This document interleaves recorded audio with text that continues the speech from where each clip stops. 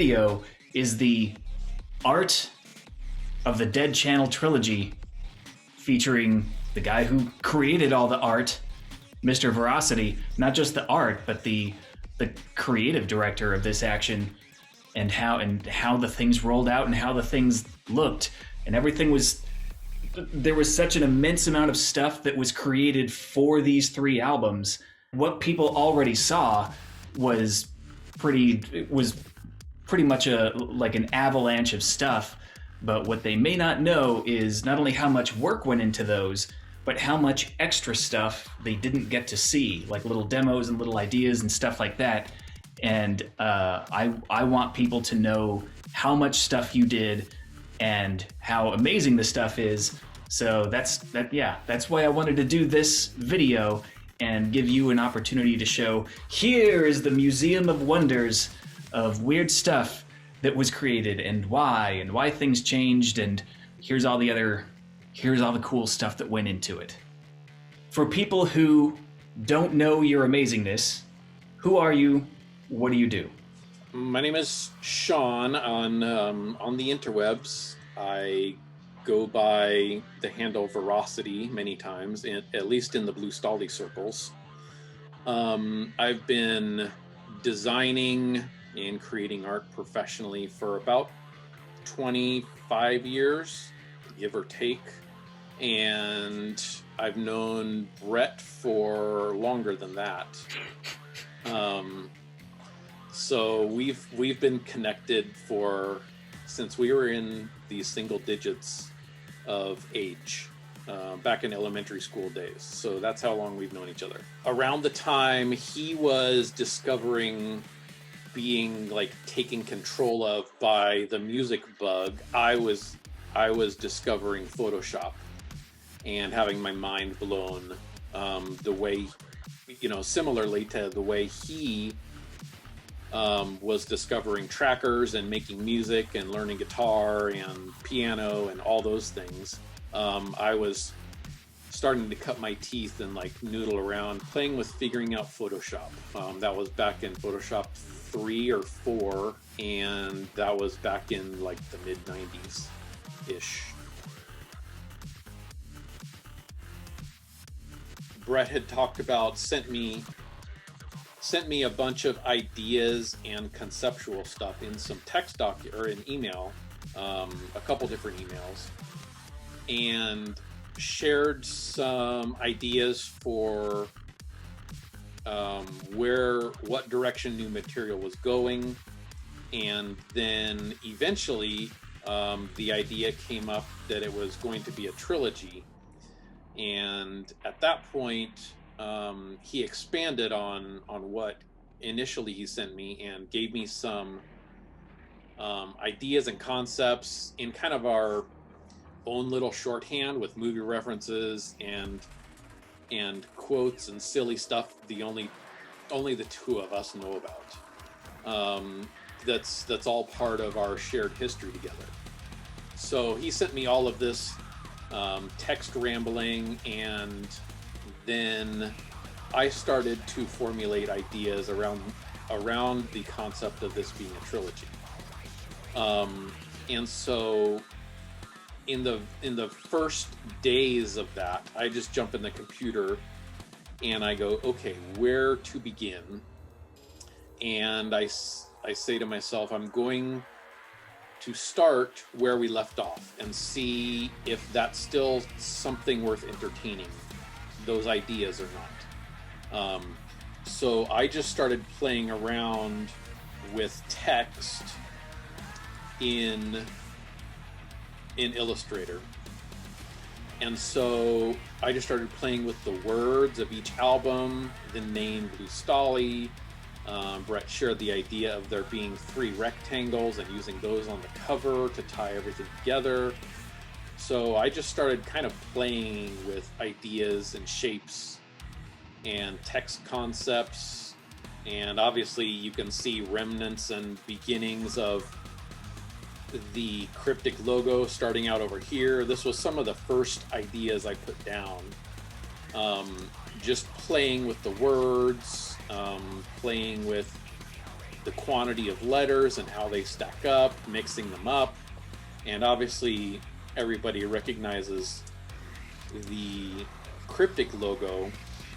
What turned into that began up here, just in a quick, like, playing with Helvetica, which was the font we had used for many years as the main Blue Stahli branding.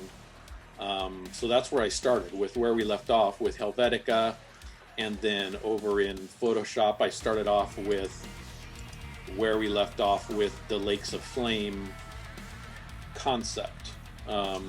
Some of the ideas I had back then.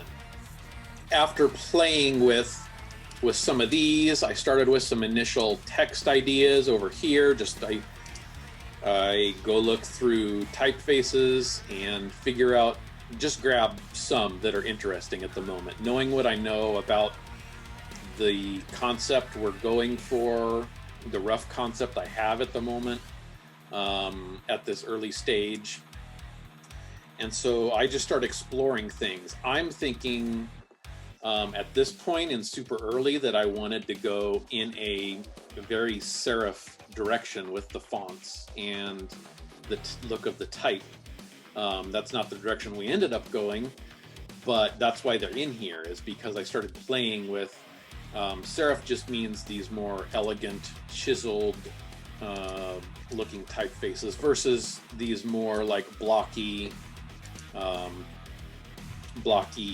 cyberpunky looking that I also have. So just in layman's terms, that's what serif is.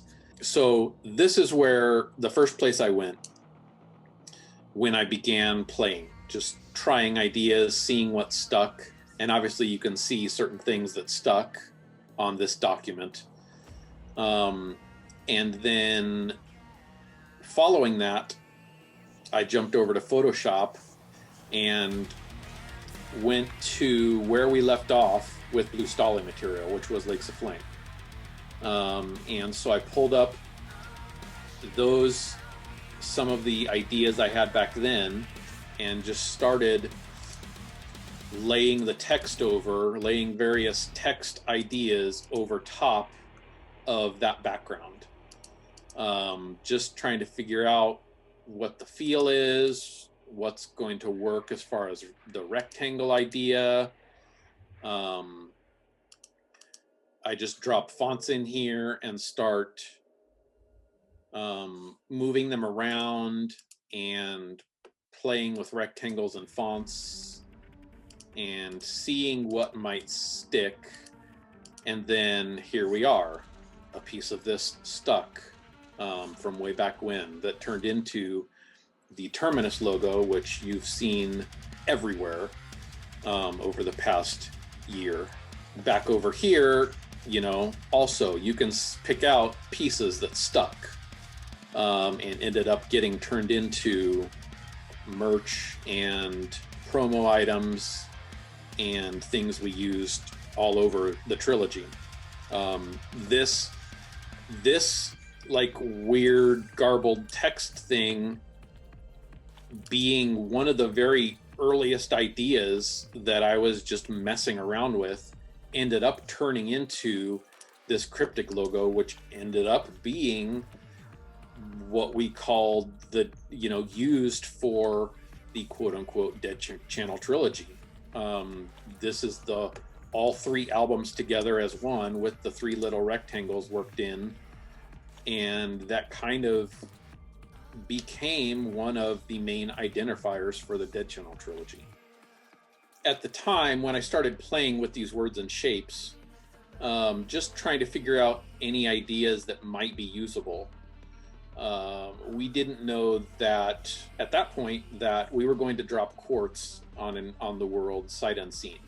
So I was just playing around, and you can see if I zoom in over here that I was just throwing down ideas.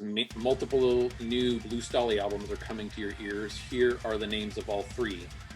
And then just a note to myself so I didn't forget to maybe delete certain pieces or realign to, you know, make a more interesting pattern. So the idea there was maybe this is some sort of weird teaser that we say, here's the names of all 3 albums. I didn't know if we would be announcing all 3 or what we would be doing. I was just throwing down some ideas, but you can see now in hindsight that that's sort of what we ended up using were those ideas. We came back to them. And same with the cryptic logo. Like I didn't know at the time this was ever going to see the light of day. It was literally just trying things. And it sat here unused through developing all of Quartz, and we ended up going back to it for the very first place it appeared was on the weird swirl landing page we threw up at midnight when we transitioned to a new Blue Stahli website, and nobody knew anything was coming, and all of a sudden overnight the website changed and it was a spinning swirl, and this logo was hidden very small toward the top of the screen as the actual website logo. It was in the dark. A few people found it, and so that was the first place it appeared, and we didn't really use it for anything until after Quartz was kind of done, or all the artwork was done. Quartz definitely wasn't out yet, but all the artwork and everything was already done, so it just kind of sat here waiting to be used for something else. And we ended up picking it back up somewhere in the copper process, and ended up using it on shirts or hoodies and mugs and some stickers and other things.